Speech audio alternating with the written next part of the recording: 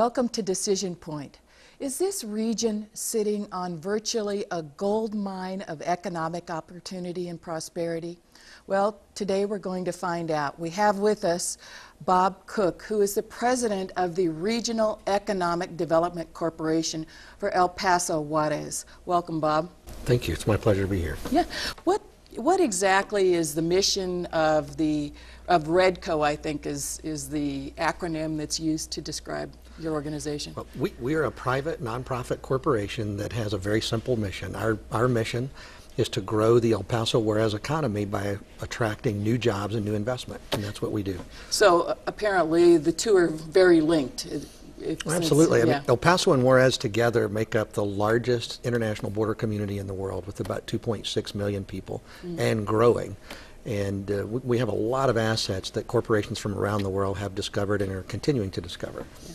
And so there apparently, I guess some people have known about this, but this is news to a lot of people, that there is actually kind of a gold mine that we are sitting on top of related to some technological capabilities. Can you tell us a little bit about that? Oh yeah, one of our great assets in this area is our labor force. We have, again, one of the largest populations on any international border in the world.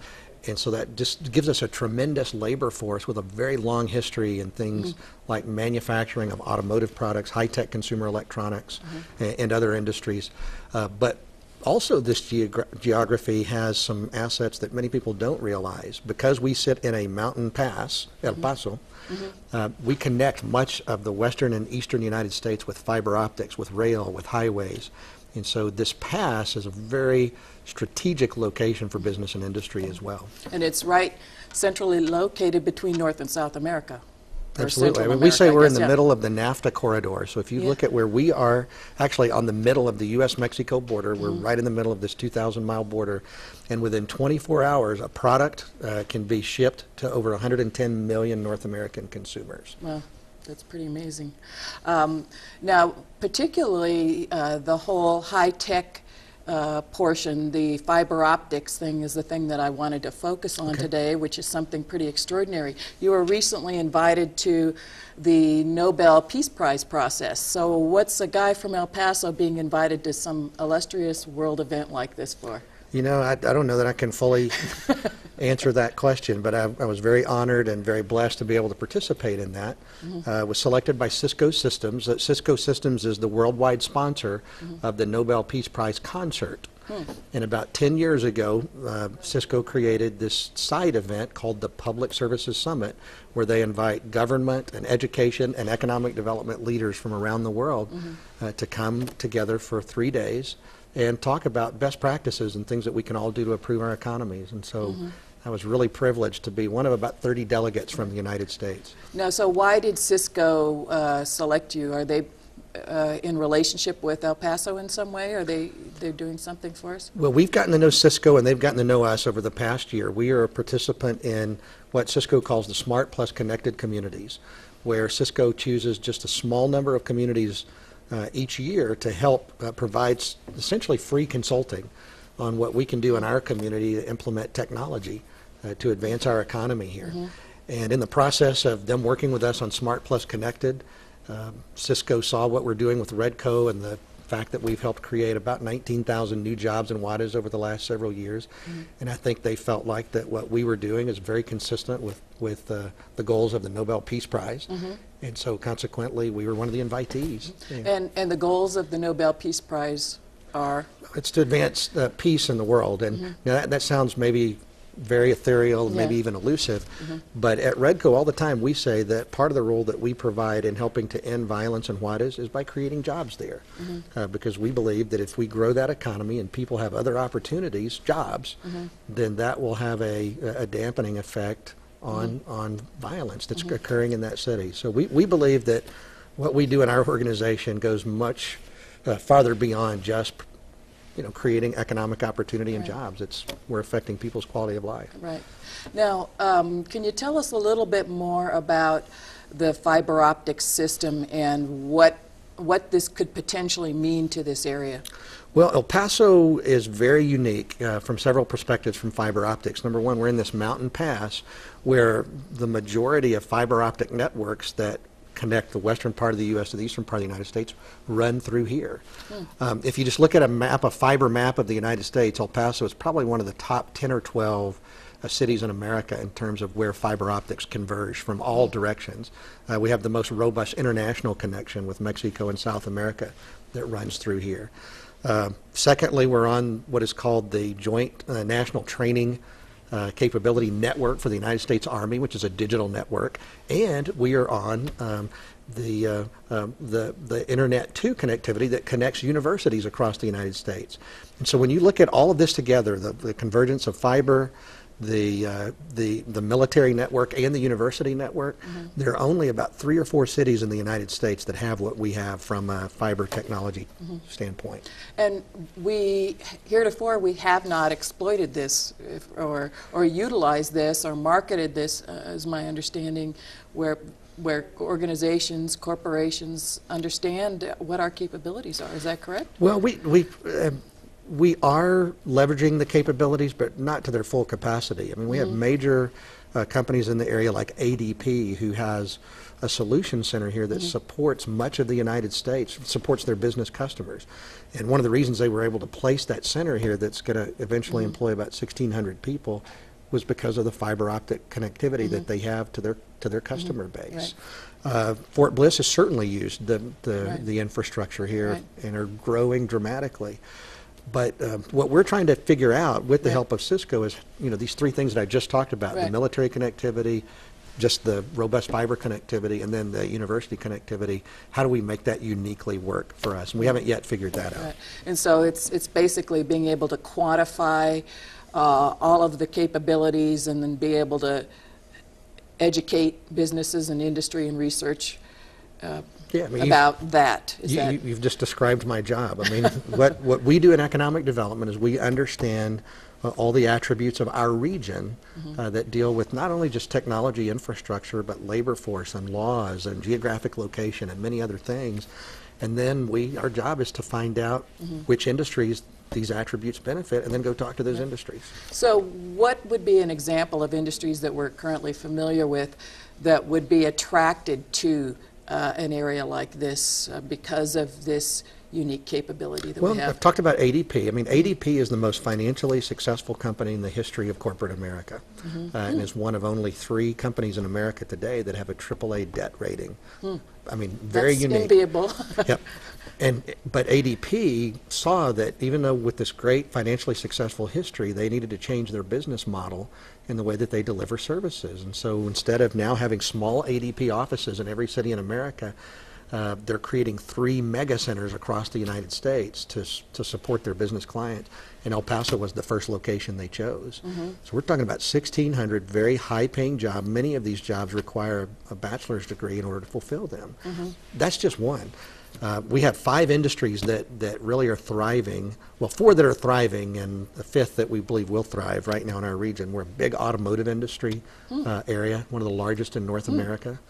High-tech consumer electronics is our most rapidly growing industry here. So if you're buying smartphones, laptops, desktops, game controllers, any high-definition TV, chances are it was produced in this area.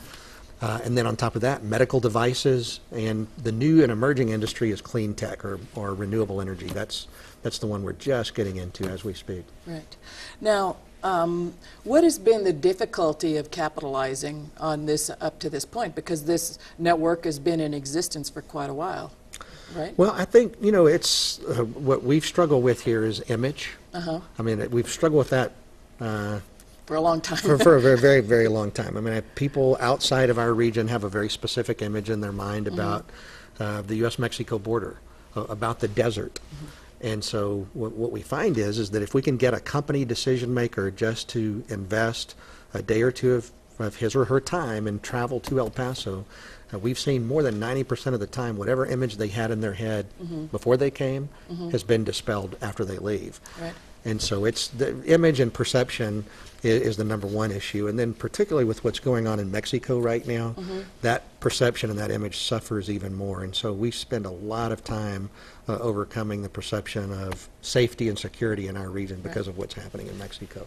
I want to just take a minute, and we're going to show you a clip of that Redco produced about El Paso. It's actually available on the internet and YouTube, and I think it's one of the most dynamic and exciting portrayals of what we have here in El Paso. Let's just take a moment to look at that clip.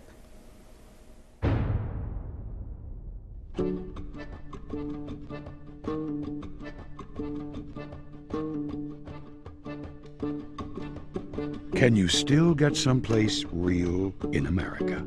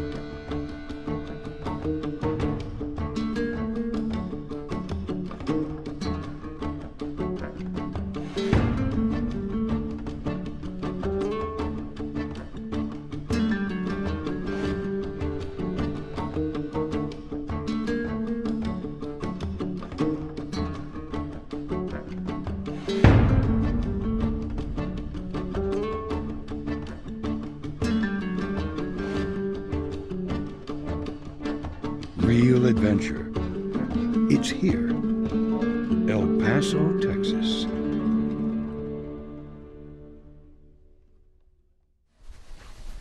So there's a little bit of inspiration about El Paso there, but can you tell us what is the truth about what's going on with regard to the violence in Juarez, which is the thing that we are so known for here in El Paso right now and Juarez? Well, it's the thing that I spend most of my time on as well. I've in the last 3 years, I've done probably 300 to 350 media interviews with press around the world just on this one topic.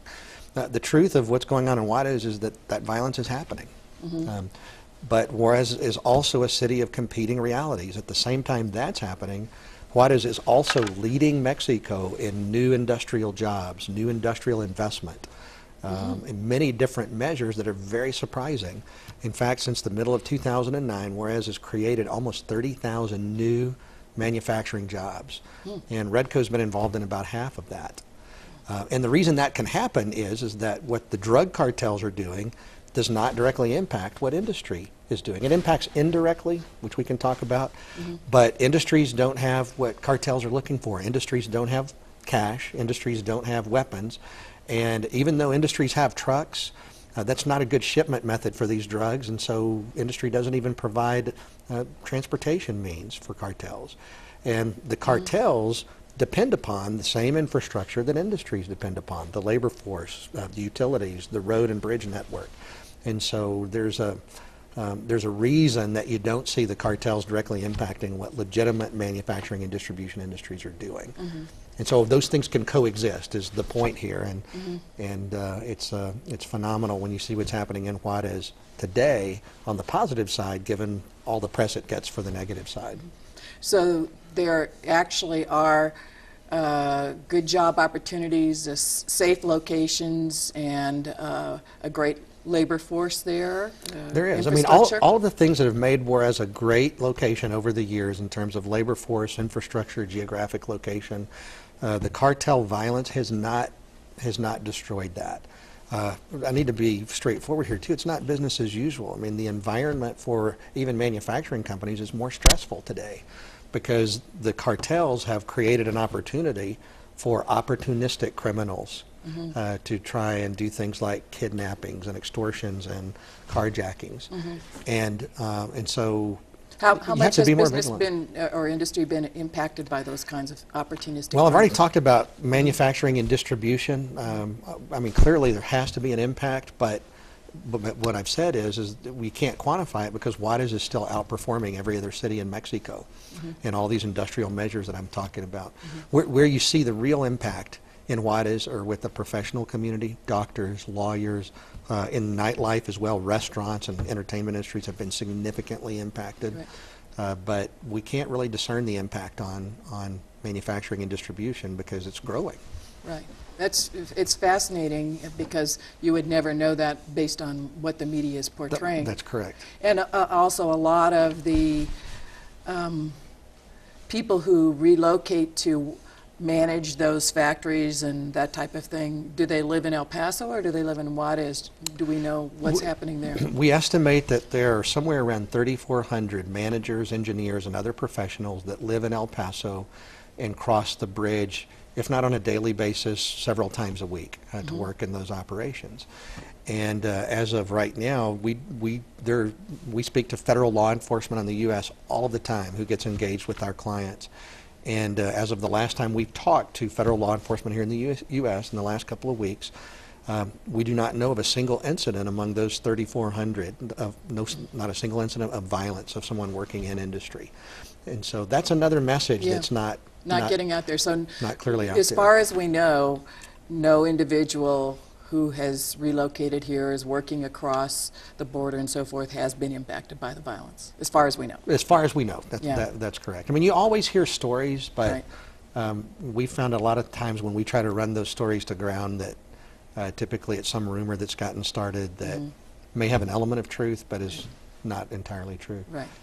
Now, as far as Cisco Systems goes and the kind of report that they're doing for you in the study, how long do you anticipate that will take? And Well, when will we know? we've been working with them for the better part of a year now, and so I would suspect in the first 3 to 6 months of 2012, we should start to see some of the results of what they have analyzed for us, results being implementation of new technology projects in the area that will help increase our job creation and other measures. Right. Now, I understand that at the Nobel Peace Prize event, you had the opportunity to interact with some very interesting people. You want to tell us a little bit about that? Oh, I had a meeting with the former president of Mexico, Ernesto Cedillo, where we talked about what was going on in Juarez. Had a chance to meet with Jocelyn Bourgon, who is now a private consultant, but was the highest ranking woman in the history of the Canadian government, to talk about what she's doing today and trying to help improve economies around the world. But probably my most fortuitous meeting is I met 3 of the backup members of Janelle Monáe, who was an R&B performer up for a Grammy, who performed at the Nobel Peace Prize. Oh, wow. So the next day I met 3 of her backup band members, and now I'm communicating with Mikey, John, and George 2.0. Oh, there you go. New friends. Isn't that wonderful? That's great. When you talk, for example, with the former president of Mexico, what kind of understanding did he have about what was going on in Juarez? Were you able to correct any of that, or is he pretty up to date?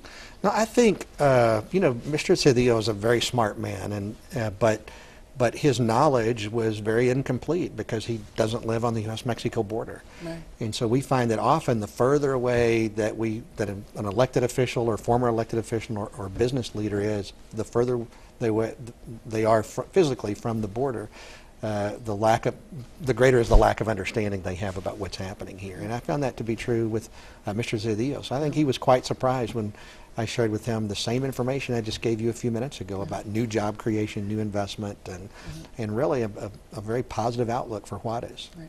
So the misconceptions that people would have even in Mexico and other places would be the same in terms of the crime rate. It's impoverished. Yeah. It's not a good place to be.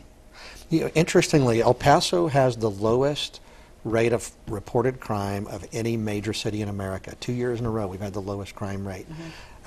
But that's not unique to the border either. San Diego is in the top 5 in terms of lowest crime among major cities. Brownsville and McAllen are both below the national average in terms of their crime rates there.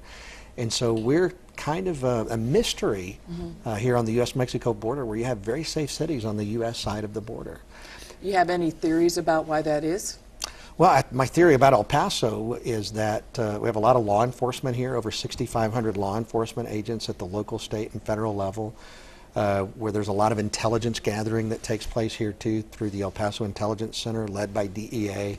The United States Department of Defense has their joint Task Force North headquartered here in El Paso that does all of the intelligence gathering for the Department of Defense's mission for anti-terrorism and anti-narcotics. So you've got a lot of law enforcement and intelligence presence here that I think probably contributes. And I think just societally as well. I mean, it's, you know, we tend to have a culture here that's more peace-loving. And we probably shouldn't discount the fact, too, that we have a lot of lithium in our drinking water. Right. That's natural, so maybe that And contributes. it keeps us all calm, yeah. Yes. Well, yet another benefit of El Paso. Absolutely. We sell it all. Right. When businesses are concerned about relocating here and maybe have chosen other locations, what are some of the barriers that we come up against as they begin investigating why they might want to relocate here? Well, I mean, that's a great question that really, you know, there's a different answer from every company's perspective. I would tell you that most often when we lose a deal, it's over perception of quality of life here, perception of safety here. So it's perception issues. I think we think significantly that the vast majority of the reasons that we lose deals, it's because of perception issues, not reality. Sometimes it is real. I mean, sometimes there's a certain skill level that may be missing from our workforce. Sometimes it could be some cost factor like utilities or taxes, and so it really depends on the individual company and their individual decision-making process. How do we respond to those people who say El Paso has had lots of opportunities in the past to thrive and move forward and be progressive, but we seem to always miss those opportunities? Do you have any understanding of our history and why people might say that? Well, I think my personal opinion is, I'm a transplant here. I moved here from Dallas, Texas a number of years ago. And my personal opinion is I think that people who have the most negative opinion about this community are the people who grew up here. And in my opinion, they're talking about El Paso from 20 years ago or 30 years ago. Because if you look at what's going on in El Paso today, the Milken Institute says we're the second best performing economy in the United States. Moody's does a quarterly report on the best performing economies in America. We've been in the top 20 consistently now for the last 2.5 years. If you're a college graduate and you live in El Paso, the last 4 years you're seeing your incomes grow faster here than any other city in America. And so I think, you know, there are more good things and better performance than we realize. And my concern is I think a lot of people talk about El Paso that they remember from years ago and are not looking at El Paso today. Now, I'm not saying we don't have a lot of progress that we can make and need to make. We clearly do, because we still have lower than average wages in this community, and part of my corporation's responsibility is to help correct that. Why do you think we have those lower than average wages? Wow, we could do a whole nother hour on that. But interestingly, if you go back to the 1930s and 40s, El Paso actually had incomes, family incomes, that were higher than Texas and on par with the nation. And what you also see going on is that El Paso's educational attainment levels then, the education level of our population was higher than Texas and on par with the nation. And so I think somewhere along the way in the 60s and 70s, as a community, we began to lose focus at some level on education. So the education we see the is direct, the key. we see a direct impact. Right.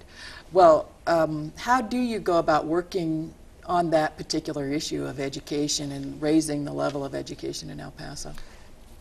Well, that's a great question with not a simple answer. I mean, we communicate a lot with the education community about the kinds of industries that we see that are coming down the pike.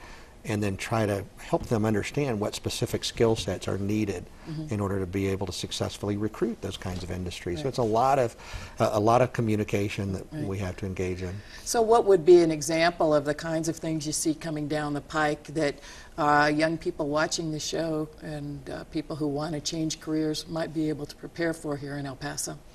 Well, where we're seeing growth, and we think we'll continue to see growth in the future, are in areas like life sciences, medical devices, pharmaceuticals.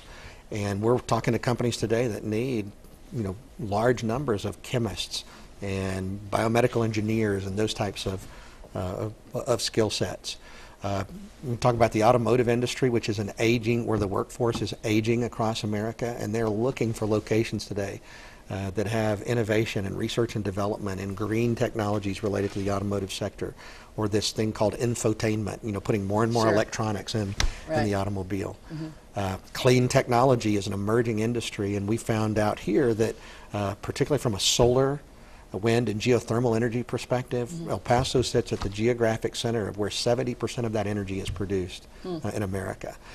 And so we see a lot That's another good opportunity for people. High-tech consumer electronics, the ability to design, the next game system, the next television, the next, because we're seeing growth in both production and design in that industry segment. So those are just a few of the opportunities that we see coming down the pike, where we're talking to companies right now in each one of these industry segments. So the jobs could potentially be here before we know it, if we have the workforce available. Absolutely. Yeah, good.